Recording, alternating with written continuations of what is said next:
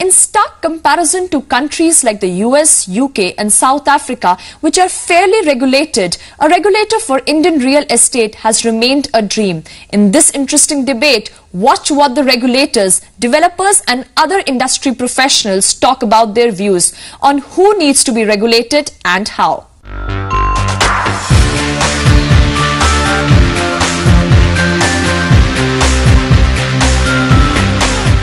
To begin with, let me clarify here there is an overlap between the Consumer Protection, which has of course been guaranteed by the Consumer Protection Act, but at the same time Competition Act 2002 in its preamble very clearly highlights that not only we are here to protect the businesses or all kind of markets, to promote and protect the markets, but at the same time to protect the interests of the consumers. We're a trade body of developers. On an all India basis we have CREDAI, which is the Computational Real Estate Developers Association of India, and in Mumbai we have the MCHI, which is the Maharashtra Chamber of Housing Industry. We have decided to self-regulate, that is to create an entire list of do's and don'ts that developers would comply with, and what are the consumer redressal mechanisms that can be put into play. Okay, thank you, Vanessa. I think I might move down to the other end of the table and then people can begin to see who signs up and who doesn't. Income tax returns are the only ones who get rated or the only ones who get regulated, right? There is a whole group of developers doing unauthorized constructions, and these structures are booming day and night in cities like Mumbai also. There's no one regulating them. Those are the guys who are really getting, the shirts ripped off their backs. They have, slums coming up and being sold at 3 and 5 or 15 lakh rupees. And there are all kinds of elements in the market who are loaning out money at usurious rates to these people to go ahead and pay, buy them, make them slaves for life. So while I say it's very good that you regulate those at the upper echelons of society, it's very important to take care of those who are at the very bottom end of it. And maybe the government would do better if they started taking care of the bottom of the pyramid first and then started moving up, because the top end of the pyramid, I can speak for all developers associated to CREDAI or MCHI, have a brand value to protect, but those guys have really nothing to go for. So it is my humble request that while you do go after the biggest in the business, please also keep your eyes open to all the stuff that's happening at the bottom end. I just say one sentence. Unfortunately, that is not true.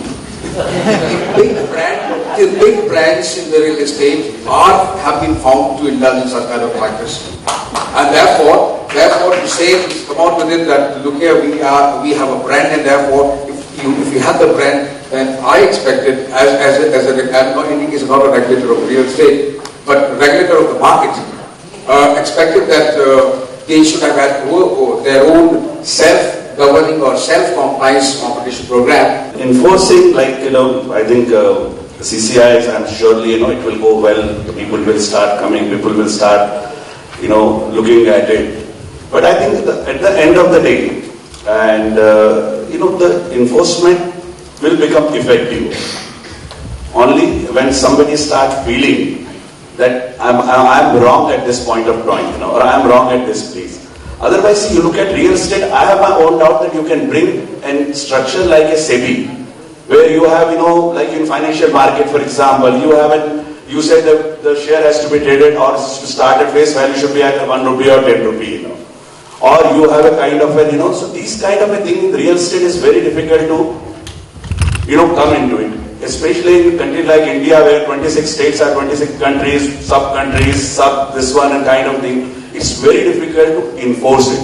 The enforcement has to come from within. Actually, consumers are the best people to know what's going on, so we do have to have well-informed consumers. How stakeholders in this process, from government and through to developers to everyone else, educates their consumers, I think is the subject for a whole new discussion, but educated consumers, confident consumers make markets work properly. Market coverage, yes, I think it has to be. One touch regulation, I was really interested by the bit about this is an end-to-end process. It's landlord, it's finance, it's development, it's broker, it's consumer. Unless you treat that regulation as an end-to-end process, actually regulating the process rather than regulating it differently at each stage, then it's going to duplicate and cause a number of problems.